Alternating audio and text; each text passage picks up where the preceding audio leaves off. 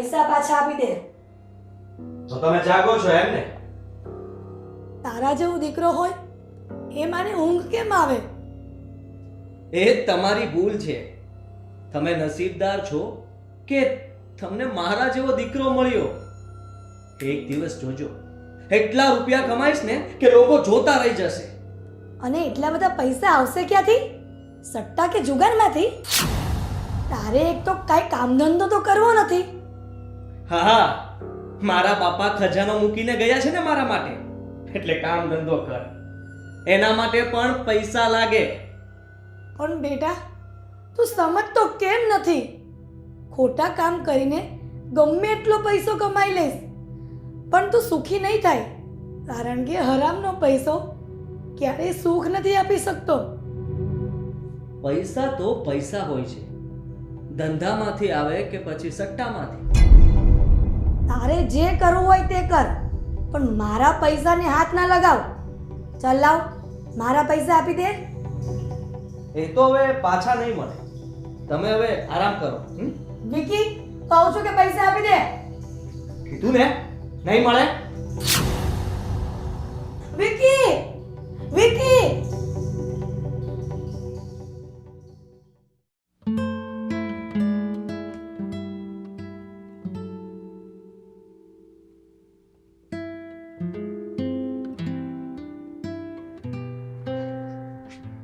Good morning ભાભી. Good morning. Ready થઈ ગયા? હા, તમે ફટાફટ મને કોફી બનાવી આપો એટલે હું ભાગું. પણ હજી તો બહુ વહેલું છે. ઓફિસનો ટાઈમ તો 10 વાગ્યાનો છે ને. પણ આજે અમારી ઓફિસમાં મીટિંગ છે એટલે મારે જલ્દી પહોંચવું પડશે, નહીં તો અમારો બોસ ગુસ્સે થઈ જશે. ગુસ્સે થાય ને તો કહી દેવાનું તમારી નોકરી રાખો તમારી પાસે, અને પછી જોબ છોડીને ઘરે આવી જવાનું એમ. હા તો એમાં શું? આમ પણ હું ને રાહુલ તો તમને કહીએ જ છીએ ને કે આ નોકરી કરવાની કઈ જરૂર નથી. હવે તમે કેટલો સમય રહેવાના? કાલે સવારે તો સાસરે ચાલ્યા જશો, તો એટલો સમય જલસાથી રહો ને. તમને બહુ ઉતાવળ છે મને સાસરે મોકલવાની. તમારાથી મારી ખુશી જોવાતી નથી. એટલે લગ્ન કરીને શું લોકો દુખી થઈ જાય છે? હા તો કેવી મસ્ત મજાની આઝાદ જિંદગી છે. શું લગ્ન પછી આઝાદ જિંદગી મળશે? તો આપણે એક કામ કરીએ, આપણે એવો છોકરો શોધીએ જે આપણી સાથે આવીને રહે. એટલે ઘર જમાય? હા, પછી તો વાંધો નથી ને. મને ચાલશે. તો હું રાહુલને વાત કરું ને? ના, હવે હું તો મજાક કરું છું. તો હું પણ મજાક જ કરું છું. ભાભી, હવે મારે લેટ થાય છે, હું જાઉં. અરે પણ કોફી ઓફિસ જઈને પી લઈશ. ચલો બાય.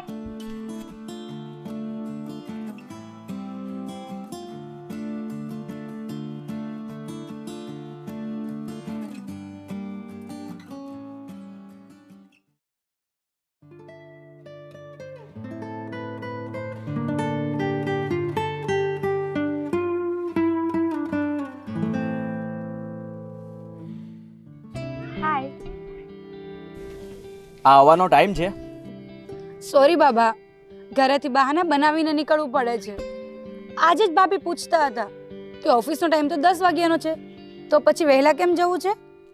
તો પછી તે શું કહ્યું?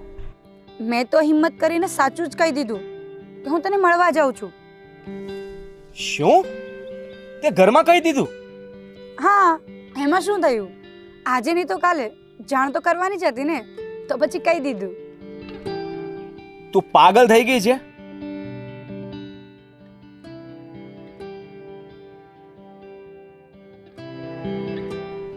સવાર સવારમાં બીજું કોઈ ના મળ્યું?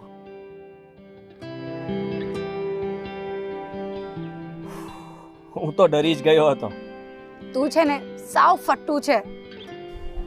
અરે યાર, તને તો ખબર જ છે ને મારા ઘરની હાલત.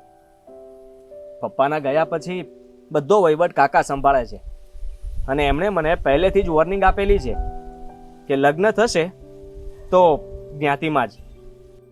તો તું શું મારી સાથે લગ્ન નહીં કરે? હું આજે તને એ જ વાત કરવાનો હતો કે પરિવારવાળા લગ્ન માટે પ્રેશર કરે છે. તો હવે ઘરમાં જાણ તો કરવી જ પડશે ને. એ તો શક્ય જ નથી. વિકી, હું તારા માટે કંઈ પણ કરવા તૈયાર છું. તું કહે ને તો આપણે ભાગીને કોર્ટ મેરેજ કરી લઈશું. એમાં પણ એક પ્રોબ્લેમ છે. શું? અત્યારે હાથ પર વધારે પૈસા નથી. જો તું દાગીના કે પૈસાની વ્યવસ્થા કરી શકે તો કામ થાય. થઈ જશે. પાક્કું? હા, પાક્કું. મેં કહ્યું ને કે હું તારા માટે કંઈ પણ કરવા તૈયાર છું.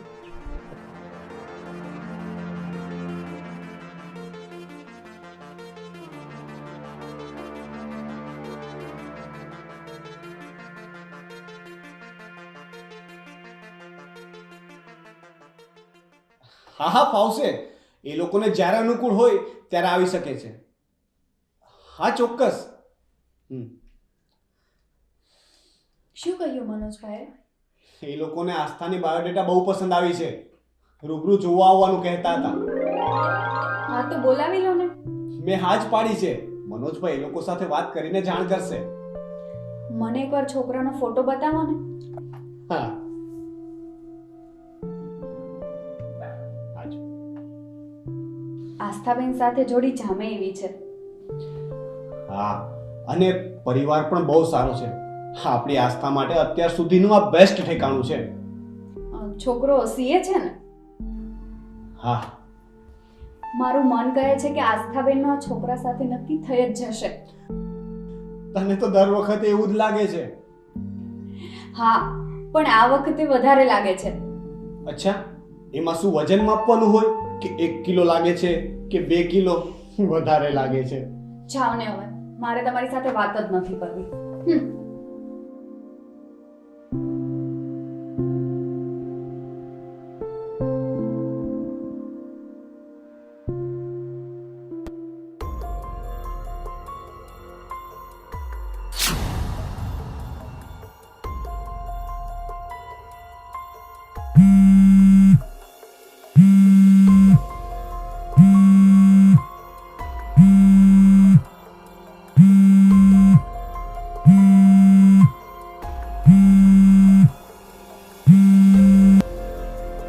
હા બોલ, શું છે?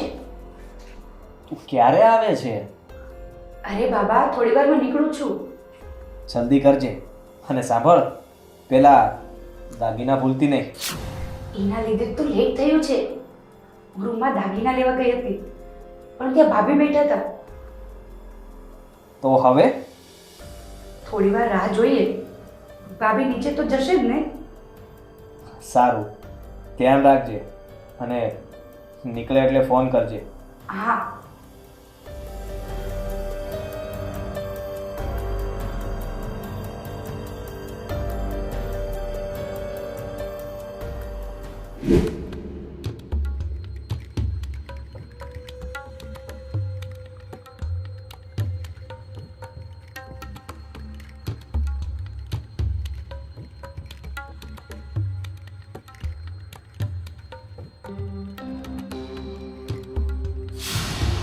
આ શું કરો છો દીદી? કઈ નહીં, હું આ બધી મારી વસ્તુ સરખી મૂકતી હતી. આ બેગમાં શું છે? કઈ નથી, મારી વસ્તુ છે. બતાવો. અરે એમાં જોવાનું શું હોય? એમાં મારો સામાન અને નકામા કપડાં છે, બસ.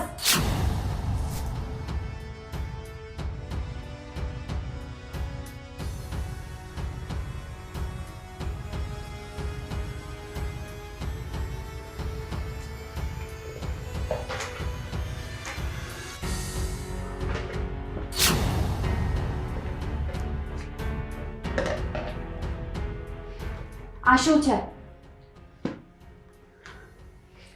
રાહુલ, રાહુલ! બોલો મેડમ, શું સેવા કરું તમારી?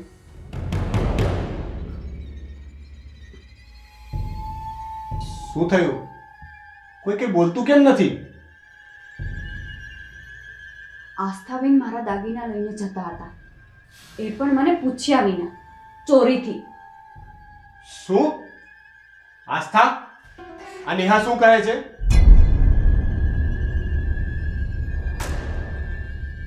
આસ્થા, હું કઈ પૂછું છું તને, જવાબ આપ.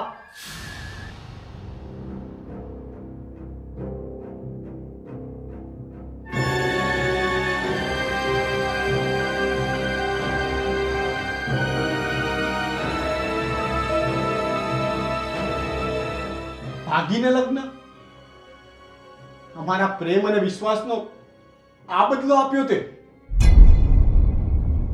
એવું નથી ભાઈ, વિકીના પરિવારવાળા માને એમ નથી એટલે. એટલે શું? આમ ભાગી જવાનું? અને અમારું શું? અમે તો તારી દરેક વાત માની છે ને. અને તે નેહાના દાગીના ચોર્યા? સોરી. તમારી ખુશીથી વધારે અમારા માટે કાંઈ નથી. અને જો આ છોકરો સારો હોય તો અમને કંઈ વાંધો નથી, પણ તમે જે રસ્તો અપનાવ્યો છે ને એ ખોટો છે. છોકરો કેટલો સારો છે એ તો એના પરથી જ ખબર પડી જાય છે કે એણે આસ્થાને ચોરી કરવા કહ્યું. વિકી બહુ સારો છોકરો છે.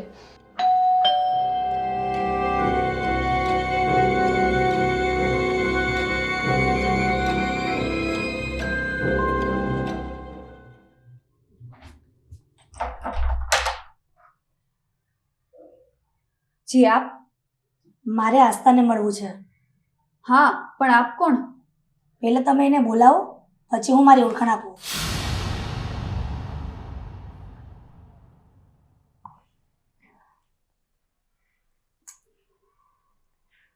હું વિકીની મમ્મી છું.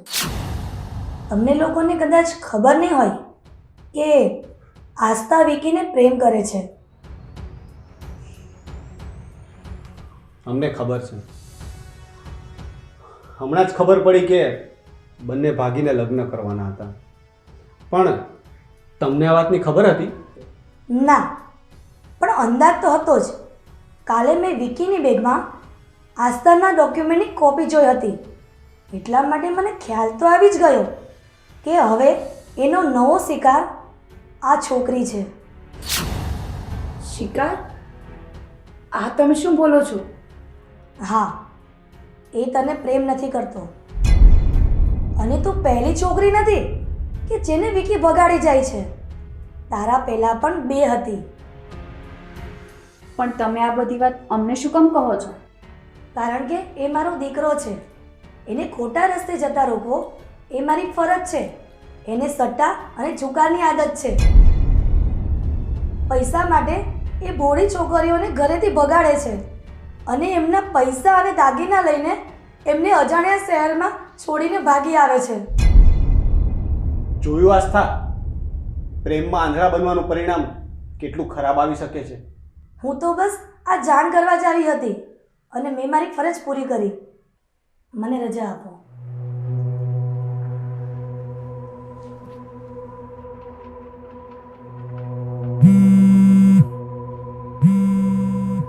વિકીનો ફોન છે.